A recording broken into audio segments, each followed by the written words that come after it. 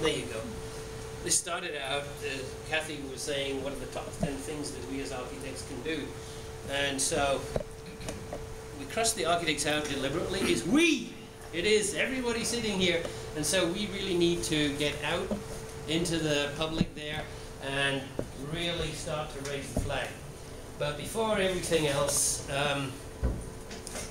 we need to say a great big thank you to our green team.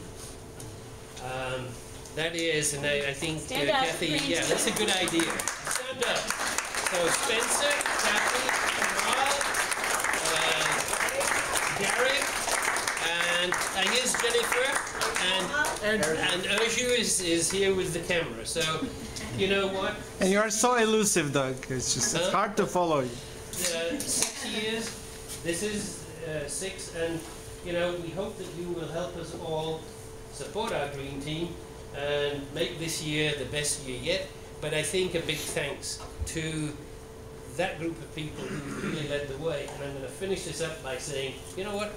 They've done a super job for 6 years, and so I want to see some more people jumping in and helping them do what next year will be an even bigger and better thing. So that is also an important part of today.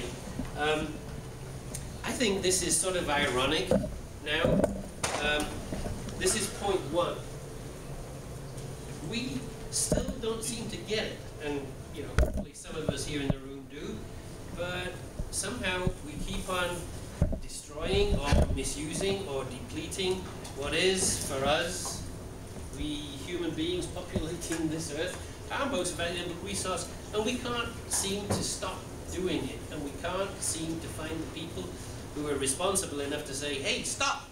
And we've got to do that, and that's why I'm saying that we here in this room actually have a greater opportunity, and I would say to you, if you'll accept it, a greater responsibility to be out front and try and stop the insanity. And if you don't need any more proof, just look at the weather that this country is suffering from. And look at this. I mean, you all know about the polar bears, and that poor guy is out there now, and they're starting to put polar bear populations into national zoos so that we can actually save them. But that's a band-aid. We need to recognize that we are destroying our planet. But number 2, know that there are a lot of skeptics. I was absolutely blown away when this new, or it's not new anymore, but the latest elections, and they had the new representatives, and I can't think that I've got my numbers right now because it's a while ago, but there were like 60 new members of Congress. All right, am I right? Anybody? 60. What I remember is that 48 out of the 60 felt that global warming was a big hoax. I don't know what you have to do to convince people that it's not a hoax, that it's actually happening. So you might want to argue for a minute, you know, maybe it's not man that's doing it, it's part of a natural phenomena. But just think about this, and this is where we as a firm are headed.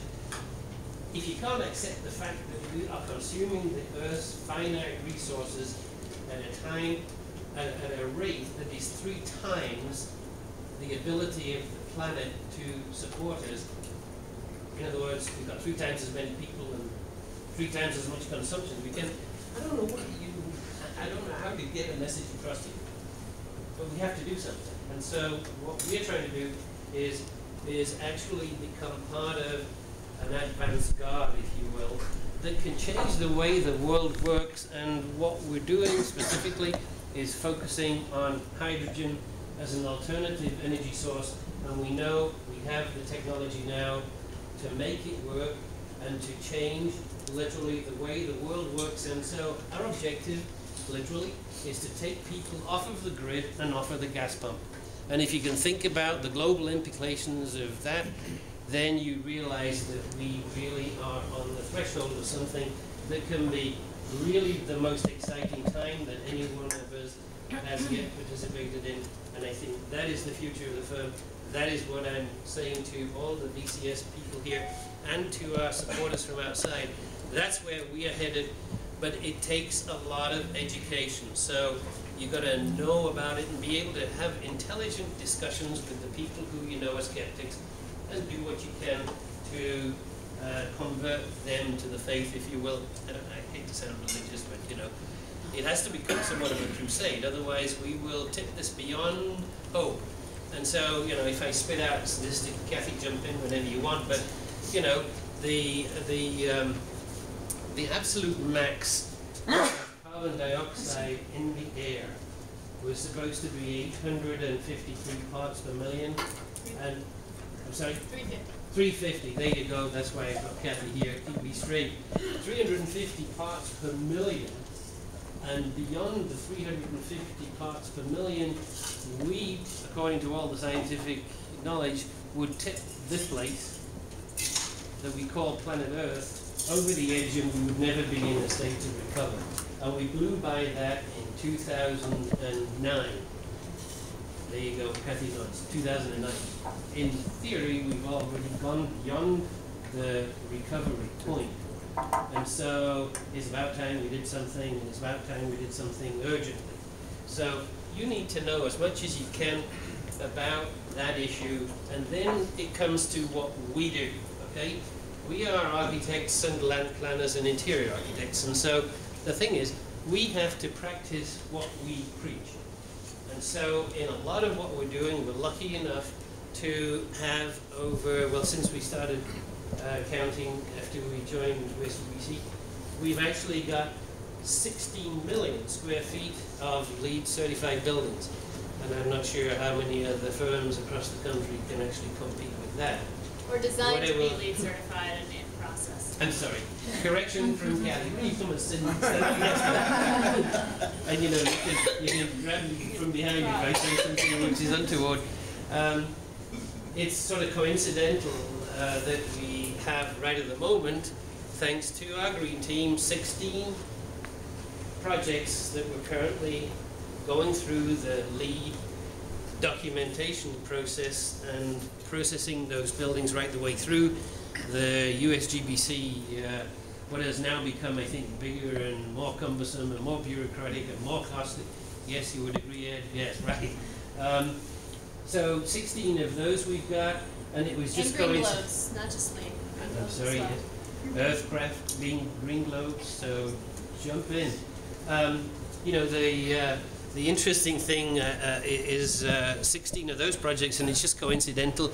I added up the amount of square footage that we've got starting here, right out of the window there at Tyson Central 7, which the County Board of Supervisors just decided was going to be called Tyson's Greensboro instead of Tyson Central 7. But starting there, we've got projects at each of the metro stations all the way out to 772. And just coincidentally, that happens to be 16 million square feet of stuff. So we, as a firm, and you as our supporters, have an ability to really start to make an impact here, and that starts to play a role in where we're going next. So, yes, the thing is, practice what you preach, and where we are as a firm, and you're going to, and I'm saying this now just a little bit more than I was going to, Kathy, and you can stop me when you want, but you know, we've got some pretty distinguished guests that are from out of who I know won't be able to come on Thursday evening, and so if I say practice what we preach, you are going to hear a lot this week, and particularly on Thursday night, about the project you've probably all heard about, and I've told you about it to the point where I get eyes rolled back and eyes glazed over, but Ransom Green is upon us. And Ransom Green is our ability to really demonstrate and practice everything that we have thought about and talked about and really achieved over the past 12 years, and in fact really over the past 40 years in terms of energy conservation and sustainability. And we have some absolutely stunning stuff that we will be doing, and that is actually the topic of the Thursday night discussion. And so I would encourage you to come, just because I don't care whether you're a banker or a waiter or waitress, an architect, a land planner, an interior architect. Some of this stuff is absolutely mind-blowing, and it really, truly is the future, and we will be able to do that at Ransom Green in all kinds of different ways. And so, yes, indeed, we are trying to practice what we teach, practice what we preach. And I think this is really that we as a firm and you as our supporters, we have to lead, because you know what? If you stop and think about it, Joe Blow walking down the street doesn't really pay that much attention. He might get wet every once in a while. I wonder how his aunt and uncle got blown away in a tornado. But I don't really think that people think about it that much. Probably the one thing that everyone grumbles about is that gasoline now reached $4 a gallon. And, you know, that's got nothing to do with really where they are in their heads in terms of global warming, but that is also a symptom that is causing global warming. And so our effort isn't to take away your car, isn't to take away that convenience, isn't to reduce your standard of living, but to do it for you in such a way that it will be from here on out non-polluting, and that's the objective of so much of what we're doing. As I just mentioned, this is actually Tyson's Corner, and this is just the area of Tyson's West that we have been responsible for, and that now forms the basis of the county's comprehensive plan. And so we worked with 32 different landowners in putting all of that master plan together. So here's the point. We need to be creating in every instance, with every opportunity that we've got, to create high-density, balanced, mixed-use communities that are amenity-rich. And, you know, America is the land of the free. You can go and work wherever you want. You can go and live wherever you want. So our objective has to be to create an environment that is so amenity-rich that people want to go and live there. And they can go there and live and work and shop and play and pray and be entertained and find their own recreation. And if we can do it, and I know this is nirvana, so I don't need the eyes rolled back bit, but if we can do it all without you ever having to get into a car, we will at least have gotten ourselves to a very close approximation of what it would take to create a zero carbon footprint community. A quick It's not going to work. Go ahead. Americans in a year use over 100 billion gallons of gasoline. So what's that? $400 billion in American dollars that are spent on fuel products, and that generates in 1 year over 800 million metric tons of carbon dioxide into the environment in 1 year. So if we can plan these communities so people don't have to get into their car or less often, that can make a huge impact on the environment. Mm-hmm. You know, this is the one that probably a lot of you have heard me use before, but, you know, who here has been to a Redskins football game? That's no wonder the Redskins are not doing too well. Not much done support here. But, you know, just as an illustration, normal planning would suggest 4 seats per car. The Redskins football stadium houses 80,000 people, so plus minus 20,000 cars. Go to a Redskins football game every Sunday afternoon, and if you've been, you know what an absolutely unholy mess one Redskins football game makes of the traffic in the entire metropolitan area. Yeah? You're all aware of that? Yes. Yeah, right, okay. Just imagine, do you know how many cars come into and out of Tyson's Corner on a daily basis to get here in the morning and to leave at night? A lot. Give me a number. 50,000. 50,000. Try 120,000. And now, think about it. You imagine what a mess 20,000 cars makes trying to get to one little place called Redskins Park. 6 times that number fight their way into Tyson's Corner in the morning and fight their way out at night, and you wonder why we've got a traffic problem? You know, and I hope there's nobody here official from Fairfax County, but Fairfax County I think is as much to blame for the entire Washington metropolitan traffic woes as anything or anybody or any jurisdiction around here. It is absolutely crazy. And so when you think about that, and you think about just those cars alone that come into this one little bit of Northern Virginia, 1,700 acres, to absorb the carbon dioxide that those cars create, you would need a mature forest that is 6 miles long by 6 miles wide. these things are killing our planet, and we've got to do something about it and do it fast. So, we've got to strive to achieve that, and so I'm appealing to our employees and to our supporters here that wherever you can, that is something to advocate, to support, and to get passed through the local jurisdictions. And we have a very distinguished grey-haired gentleman sitting over here, looking very learned with his glasses in his mouth.